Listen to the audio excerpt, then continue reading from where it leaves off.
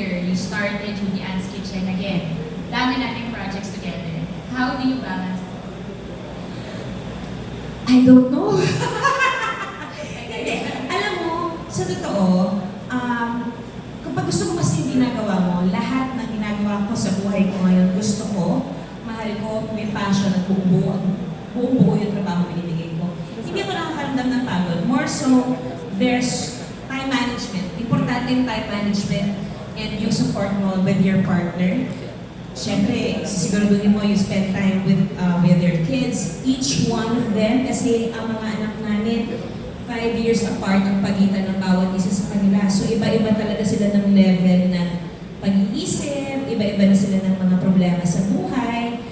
So, you actually spend quality time. Nag-date si Raya at si Mitcho, nag-date si Raya at si Johan. Kami din ni Johan, nag-date kami.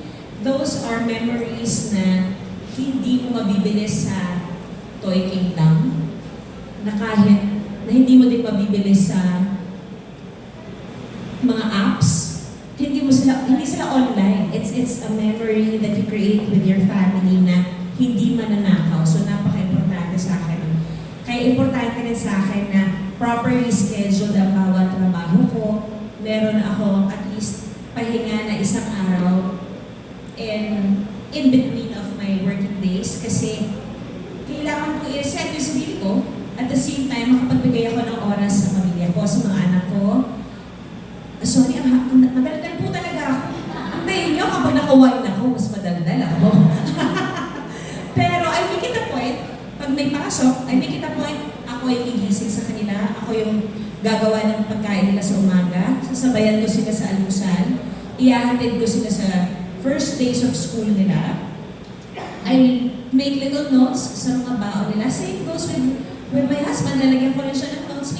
Little things of letting your family know that you think of them and how much you love them just makes me happy. And hinahanap pala nila yun, yung mga notes na yun. Nalulungkot sila kapag wala yung notes. So, nababalidate naman yung puso ng pagiging nanay na, ay okay, mayroon naman palang napupuntahan yung pag-isip na sa umaga kahit madami na yung wrinkles ko at lumalalim na yung eye bags ko.